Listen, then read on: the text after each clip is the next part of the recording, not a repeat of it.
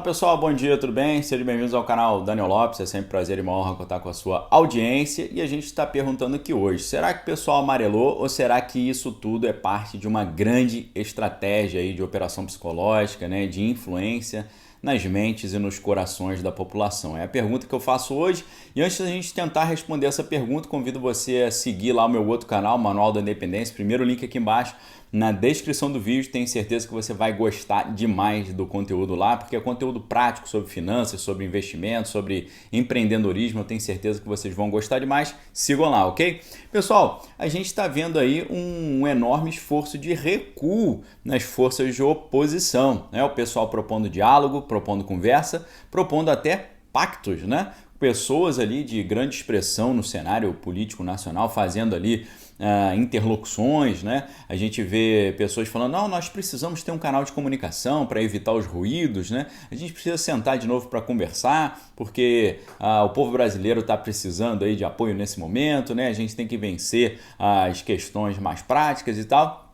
Então, a gente está vendo aí claramente um esforço de reconciliação, né? Isso está claro, né? Todo mundo já percebeu isso. Agora, será que a oposição, diante dessas marcadas aí demonstrações de apoio para o início do mês que vem, será que eles amarelaram ou será que isso é uma grande estratégia de diversionismo, né?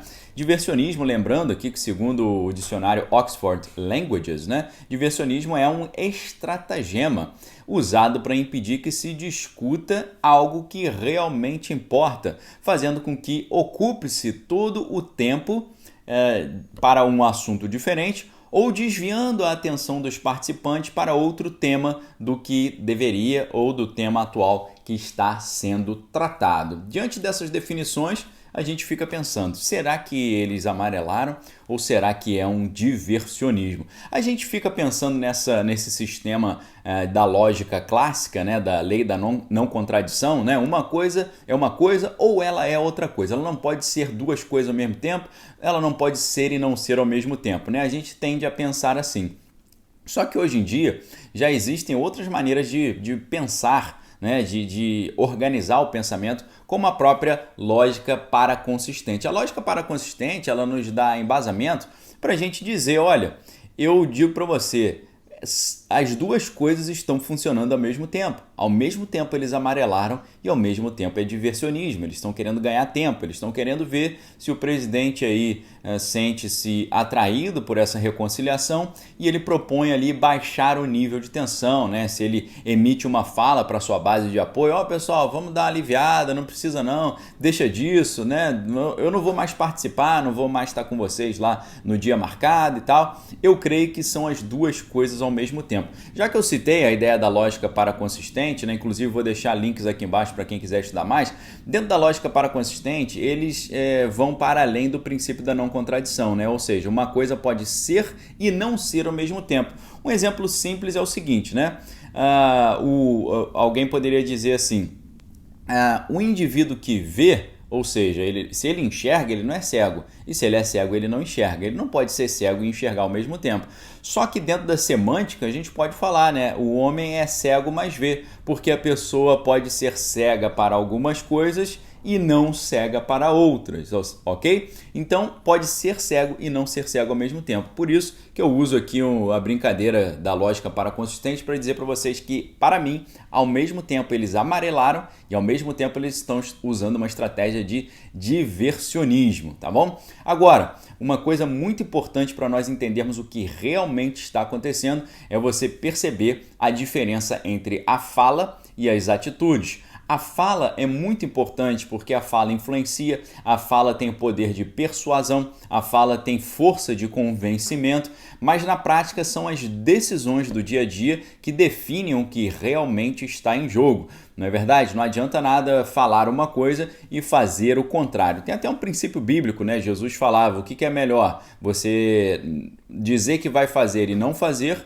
ou não dizer nada e fazer, né? Jesus fala, o correto é você não falar nada e fazer, porque quem diz que vai fazer e não faz está incorrendo em erro. Então, a fala é muito importante, mas as atitudes, elas validam a fala, né? A prática valida o discurso. É claro que o discurso tem todo ali um funcionamento, né? O discurso ele tem ali capacidade de influenciar as mentes e os corações, como as próprias estratégias de operações psicológicas falam, que o presidente conhece muito bem, toda a sua equipe de apoio também conhece, e você pode implementar o diversionismo, você pode até implementar a psicologia reversa dentro de uma estrutura de psicologia social. Por exemplo, às vezes ontem foi falado, o feijão ou o equipamento de defesa, né? Todo mundo deveria ter um equipamento de defesa, né? Se você quiser o feijão, tudo bem, mas não atrapalha quem tem. Isso também é uma estratégia para desviar o assunto. É claramente uma estratégia de diversionismo. A fala vale muito, mas o que eu fiquei me perguntando aqui, né? Mostrando para vocês que as ações valem muito mais do que a fala, a gente falou um pouco sobre isso com relação à recondução do procurador-geral ao seu cargo, porque a gente perde muito tempo pensando, será que o procurador-geral ele tem sido bom para o governo ou ruim para o governo? Será que ele tem atendido os interesses da oposição ou ele tem atrapalhado os projetos da oposição? Aí eu disse para vocês que se o presidente optou por reconduzir o procurador-geral ao cargo, é porque ele, com mais informações e mais embasamento, decidiu que nesse momento é mais favorável para ele reconduzir o procurador-geral. Então, a atitude vale muito mais do que essa discussão aí teórica. Agora, dada até a proximidade não só de comportamento, né, de comparações entre o presidente do Brasil e o ex-presidente americano, né, até uma relação de amizade que ambos cultivam aí, eu fiquei pensando, será que o presidente, nosso presidente brasileiro, está usando a estratégia de negociação do ex-presidente americano, né? Qual é a estratégia que o ex-presidente usava? Ele usava a estratégia de pegar pesado no início, nas negociações, para depois conseguir ali um resultado mais favorável para ele. Nós sabemos que o ex-presidente americano ele sempre atuou ali na área do ramo imobiliário e o ramo imobiliário é muito competitivo e dizem que ele conseguiu a sua prosperidade ali conduzindo os trabalhos que o seu pai tinha iniciado no ramo imobiliário. Ele conseguiu fazer esse trabalho crescer sendo um negociador bem intenso, né? Usando essa estratégia de negociação, de pegar pesado nas negociações imobiliárias para conseguir um resultado mais favorável depois com um acordo. É semelhante um pouco àquela estratégia de colocar o bode na sala, né? Que aí você coloca o bode na sala, a situação fica muito ruim, aí quando você tira o bode na sala você tem a impressão que você está numa situação muito melhor. É um pouco dessa estratégia psicológica também. Aí eu fico me perguntando, será que o presidente está usando essa mesma estratégia de usar assim uma negociação pesada para no futuro conseguir um acordo mais favorável? Estaria o presidente brasileiro usando essa estratégia ou no final das contas ele estava construindo esse desfecho mais tenso desde o início, estava construindo esse resultado final? Essa é a pergunta que a gente fica se fazendo, né? Será que é dessa forma? Será que não é? E eu estava pesquisando até, tem alguma relação até com aquela ideia de choque e pavor, né? O choque e pavor é uma técnica, né, conhecida também como técnica de domínio rápido em inglês, e é uma doutrina, né, doutrina militar baseada no uso ali da força intensa, né? A percepção, né, dominante ali do campo de conflito, né, manobras dominantes, movimentos de força espetaculares, né, para poder paralisar a compreensão do adversário e tirar do adversário a vontade de lutar. Será que essa estratégia também de colocar muita gente na rua, essa estratégia de trazer esse apoio popular, além disso, além de um mecanismo de manter a base de apoio aquecida, né, e sempre ali engajada, será que também tem a ver um pouco com essa estratégia de domínio rápido, né, de deixar o adversário meio desorientado? E é por isso, né, diante dessa desorientação que o pessoal da oposição está propondo conversar, está propondo agora esse diálogo, né? Então é isso que a gente tem que ficar de olho, né? Eu estava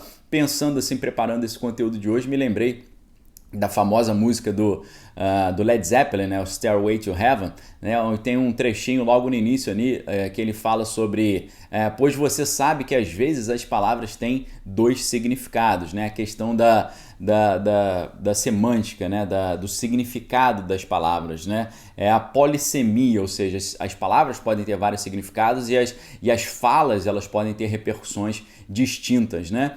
E às vezes, né, os pensamentos também, a música fala isso, às vezes todos os nossos pensamentos são equivocados, né? Ou em inglês é misgiven, né? Mas os americanos usam a palavra também misleading, né? Que ela te conduz à conclusão errada. Então, às vezes, né, no embate dessas falas, né? As falas muito tensas e depois reconciliação, depois fala tensa, negociação e tal. No meio disso tudo, o que vale são as atitudes. E as atitudes próximas, essa semana que antecede aí a segunda semana de setembro, vai ser fundamental para a gente entender, né? As falas preparam o terreno para as atitudes. Vamos ver como é que esse terreno será preparado. Com relação à crise sanitária, temos notícias muito legais. O Brasil chegou à menor média móvel de óbitos de 2021, com 668 ali. É um número bem encorajador, porque mostra uma melhora. Se você olha o gráfico que o pessoal do Poder 360 trouxe, assim, o gráfico de assim, uma queda muito intensa, realmente uma queda muito vigorosa, graças a Deus. Inclusive o ex-diretor do Banco Central, ex-presidente do BNDES, o Luiz Carlos Mendonça de Barros, também compartilhou um gráfico no seu perfil lá, mostrando que a tendência de queda está se acelerando muito nos últimos dias. Você vê uma linha apontando a tendência da queda, mas a queda propriamente dita ela está abaixo dessa mediana. Então, notícias muito boas, tá? Brasil aí liderando a expansão do comércio virtual na América Latina, né? O e-commerce no Brasil é o segundo que mais cresce em escala global. E-commerce brasileiro é o segundo que mais cresce em escala global. Olha que maravilha, oportunidade aí também nessa situação aí de crise para você iniciar um novo negócio, tá? E a União também esperando arrecadar 100 bilhões com venda de imóveis até 2022, até o final de 2022. Essa meta foi anunciada agora na sexta-feira, dia 27, durante o lançamento do Feirão de Imóveis SPU+, no Rio de Janeiro. Então, algumas notícias positivas e aí eu deixo essa pergunta para você nesse vídeo, né? Pessoal que está querendo negociar, amarelou ou isso é diversionismo? O presidente está usando aquela estratégia de fazer uma negociação forte para depois chegar a um acordo favorável? Será que é isso? Ou agora ele não está afim de conversar mais? São as perguntas que eu faço a vocês. Deixem as respostas aqui no comentário. Sigam lá no canal Manual da Independência, primeiro link aqui embaixo. Obrigado pela audiência. Fique com Deus. Examine todas as coisas. Retenha que é bom. Tenha um fim de semana abençoado. Forte abraço. A gente se vê com mais vídeos exclusivos aqui no canal. Obrigado pela audiência. Valeu!